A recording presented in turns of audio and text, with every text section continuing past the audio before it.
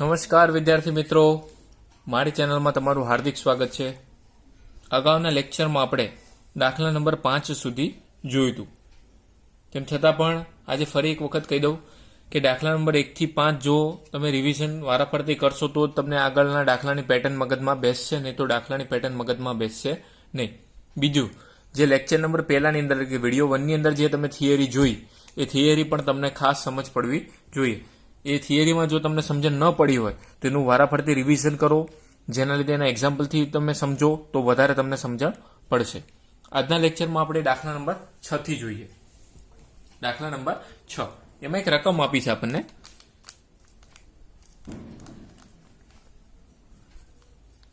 એક 2 3 0 7 અને 9 આ રીતની એક રકમ આપેલી છે અને કીધું છે કે 6 અંક વાળી કેટલી સંખ્યાઓ બનાવી શકાય.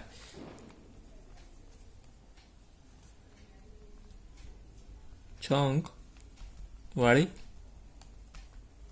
કેટલી સંખ્યા બનાવી શકાય.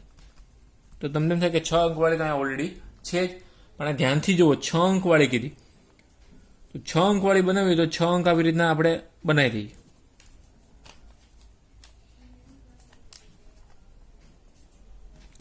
5 અને 6.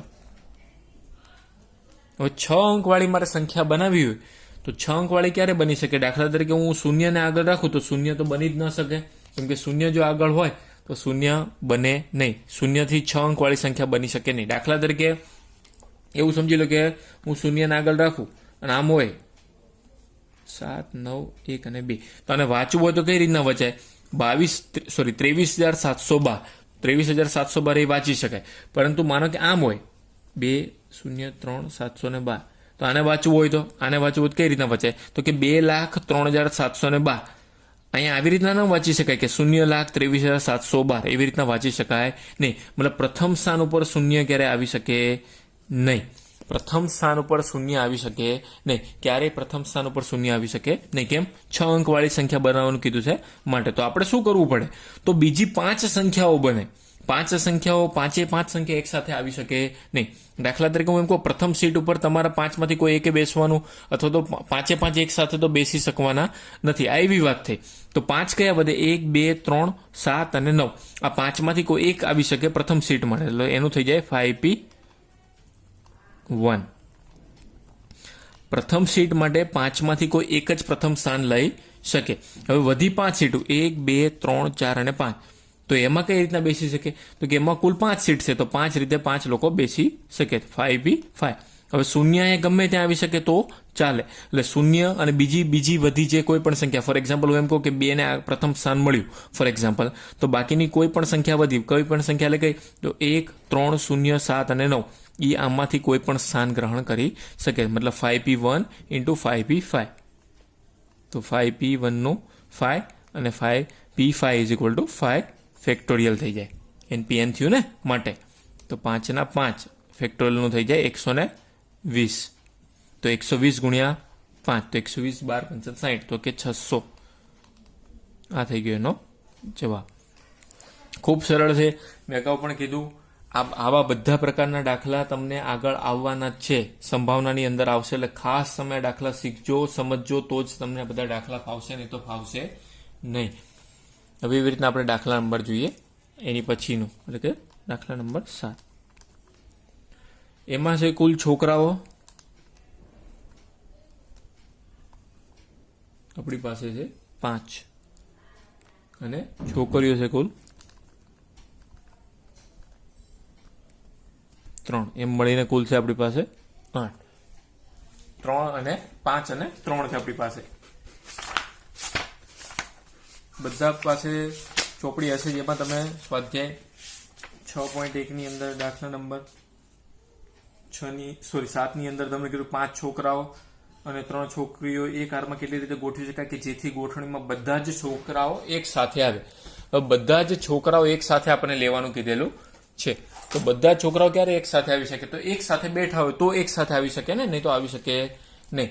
આપણે સૌથી પહેલા સમજવા માટે પ્રેક્ટિકલ વિચારીએ કે 5 છોકરાઓ છે તો 5 નું નામ આપવું આવી રીતના કે B1 boys B2, B3, B4 અને B5 આ 5 છોકરાઓ થઈ ગયા. અને એની સામે છોકરીઓ તો કે G1, G2 અને G3.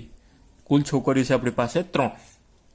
હવે ધ્યાનથી સમજો, તમને એમ કીધું છે કે 5 છોકરાઓ એક સાથે બેઠક લે, મતલબ આ 5 છોકરાઓ કેવી બેઠક લે? એક સાથે બેઠક લે. આ છોકરાઓ 5. તમને એવું ક્યાં કીધું છે કે 5મા નંબરનો છોકરો પેલા ઉપર સ્થાન લે? એવું કશું કીધું નથી. મતલબ આ 5 છોકરાઓ પોતપોતાની રીતે કેટલી જગ્યા બદલી શકે? તો કે 5p5 એક સાથે ગોઠવાઈ ગયા. હવે આ બીજું જુઓ, છોકરીઓ આપણી પાસે છે 3. આ 3 છોકરીઓ છે. હવે 3 છોકરીઓ પોતપોતાની રીતે 3 જગ્યા તો બદલી જ શકે. અહીંયા આપણને એવું કશું કીધેલું નથી. 3 છોકરીઓ પોતપોતાની છોકરી, 3જા નંબરની છોકરી પહેલા આવી શકે, પહેલાની બીજા આવી શકે, બીજાની આ ત્રીજા આવી અથવા તો પહેલી પણ આવી શકે. મતલબ આ 3 છોકરીઓ પોતપોતાની રીતે 3 જગ્યાઓ બદલી શકે. પણ અહીંયા આપણને એવું કીધું નથી કે છોકરીઓ આગળ આવે કે પાછળ, એવી રીતના કીધું નથી. તો એનું સ્થાન એક પણ વધી જાય, એટલે +1 એટલે કેટલું થઈ જાય? તો કે 4p4. ફરીથી આપણે એક વખત સમજીએ આને. આ એવી વસ્તુ થઈ ગઈ, દાખલા તરીકે તમે થિયેટરમાં ગયા હોય, થિયેટરમાં તમે ધ્યાનથી સમજો એક્ઝામ્પલ.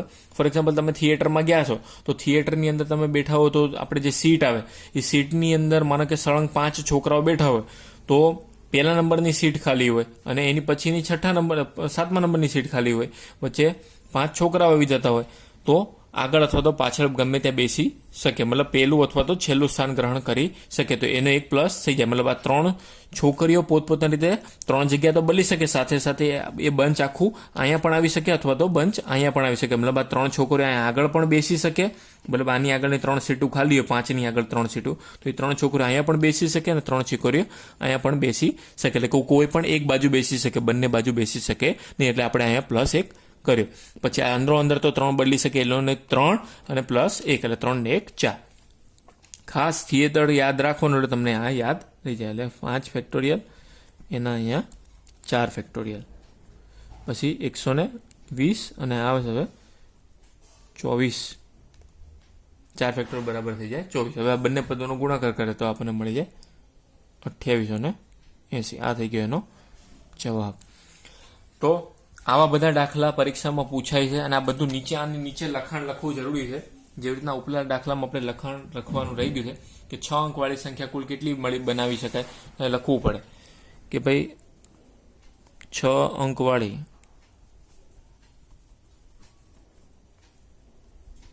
કુલ 600 સંખ્યા બનાવી શકાય. આ રીતનું એક લખવું પડે. આ રીતનું એક લખાણ ફરજિયાત લખવું પડે નીચે. બરાબર? એવા દરેક દાખલામાં લખવાનું. હું તમને 2 દાખલાની શરૂઆત છે તો હું તમને બતાવું છું. આ દાખલામાં પણ આપણે લખી નાખીએ. બધા જ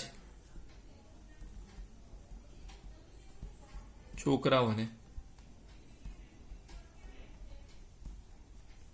એક સાથે 2880 રીતે, એટલે કે 2880 રીતે ગોઠવી શકાય. ગોઠવવું આ બધું શું છે? તો કે ક્રમચયની નિશાની છે, બીજું કશું નથી. હવે ત્યારબાદ જોઈએ દાખલા નંબર 9. આપણે દાખલા નંબર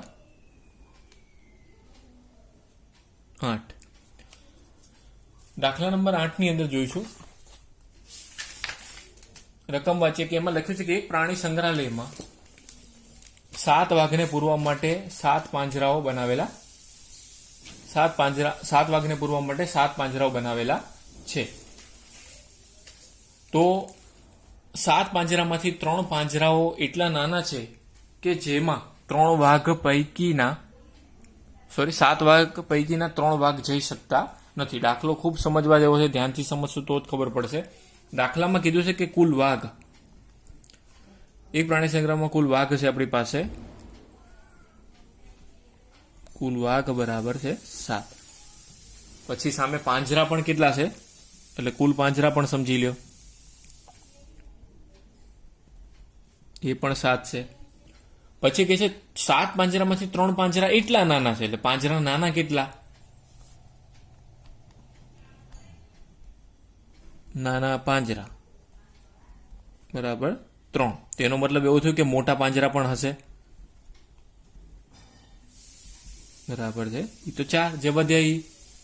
પછી લખ્યું છે કે 3 પાંજરા એટલા નાના છે કે જેમાં 7 વાઘ પૈકી 3 વાઘ જઈ શકતા નથી. 3 વાઘ જઈ શકતા નથી મતલબ આ નાના વાઘ કેટલા થયા?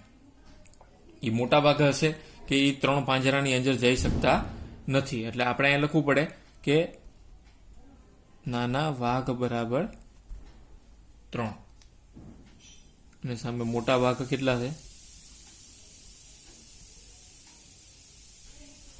મોટા વાઘ બરાબર 3 સોરી.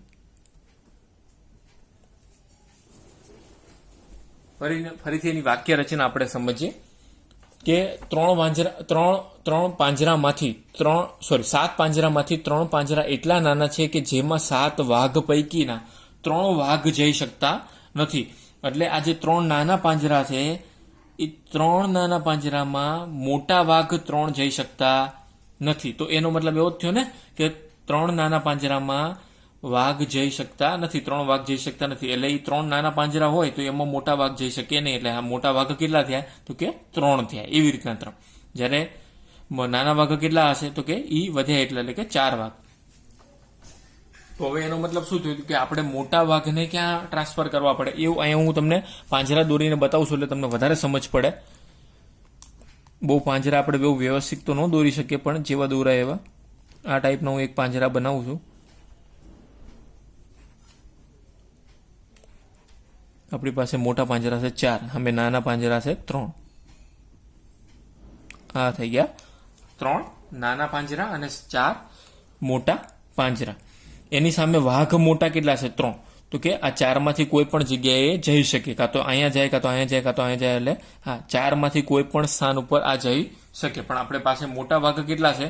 3. સામે મોટા પાંજરા કેટલા છે? તો કે 4. તો કે ગણતરી કઈ રીતના થાય? તો કે 4 પાંજરા છે એમાંથી આપણે તો ગોઠવવાના છે માત્ર 3. તો 4p3.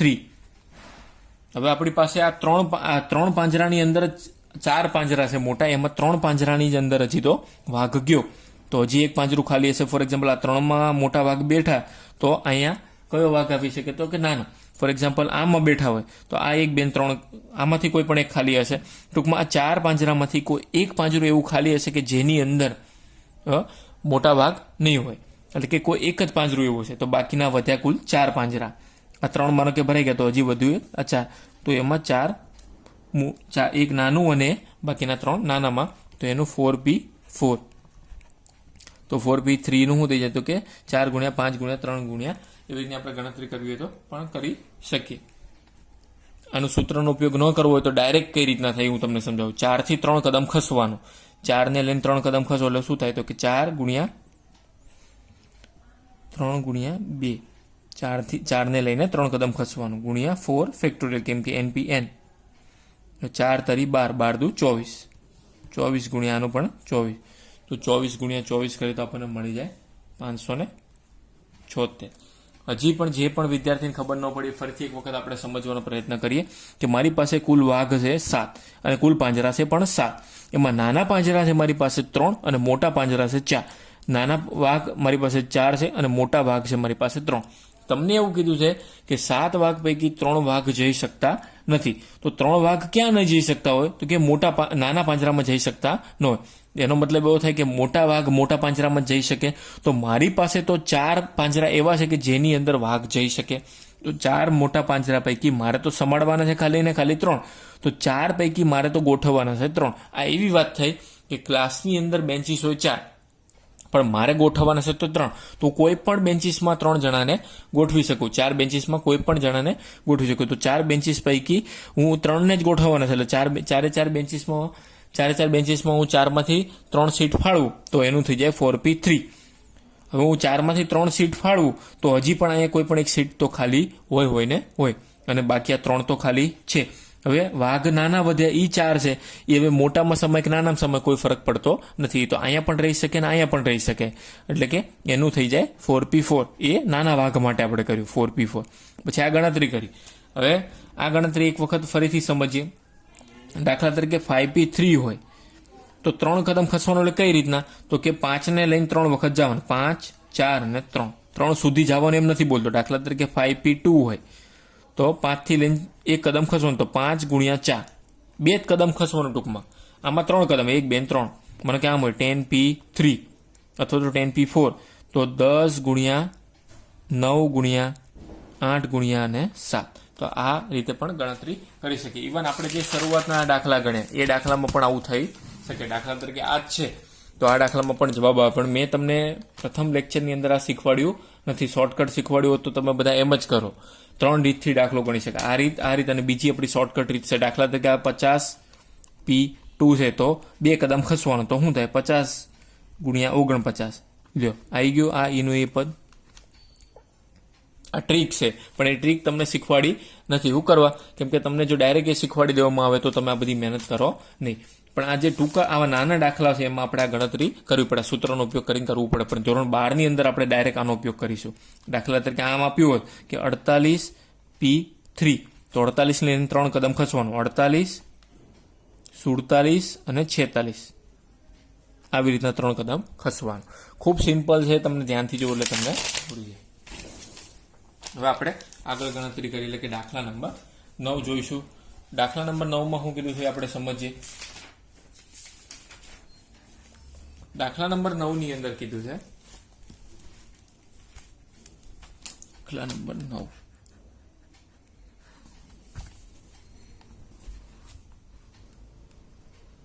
2, 3, 5, 8 અને 9 આ રીતની કંઈક સંખ્યા આપણને અહીંયા આપેલી છે. એના ઉપરથી આપણે ગણતરી કરવાની છે. એમાં લખ્યું છે કે 50,000 કરતાં મોટી સંખ્યા બનાવી શકાય. કેટલી મોટી સંખ્યા બનાવી શકાય કે જે 50,000 કરતાં મોટી હોય? એવી તમે કઈ રીતની ગોઠવણી કરો કે જેમાં 50,000 કરતાં મોટી સંખ્યા બની શકે? તો પહેલા તો એ તમને ખબર પડી જાય કે આમાંથી હું કઈ સંખ્યાને શરૂઆતમાં રાખું તો એ 50,000 કરતાં મોટી સંખ્યા બનાવી શકે. શરૂઆતમાં હું એવી કઈ સંખ્યા રાખું કે જેના લીધે 50,000 કરતાં મોટી સંખ્યા શક્ય બને? તો આ 3 સંખ્યા એવી છે કે જેને 50,000 કરતાં મોટી બનાવી શકાય. 5 સંખ્યાઓ છે તો 50,000 કરતાં મોટી બનાવી હોય તો મારે અહીંયા કોને સ્થાન આપવું પડે? તો 3 સંખ્યા છે, આ 3 સંખ્યા એમાંથી મારે કોઈ પણ એકને સ્થાન આપવું પડે. તો 3 ને એક સાથે તો હું આપી શકું નહીં. એટલે 3 માંથી કોઈ એક. દાખલા તરીકે આ એવી વસ્તુ થઈ કે તમારા ઘરમાં 5 સભ્યો છે, એમાંથી 2 ને ડ્રાઇવિંગ આવડે છે, 2 ને. તો શું બે એ ડ્રાઈવર સીટ ઉપર બેસવાના? ના, કોઈ એક જ બેસવાનું. તો આપણે શું કરીએ? 2 માંથી 1 એટલે 2p1.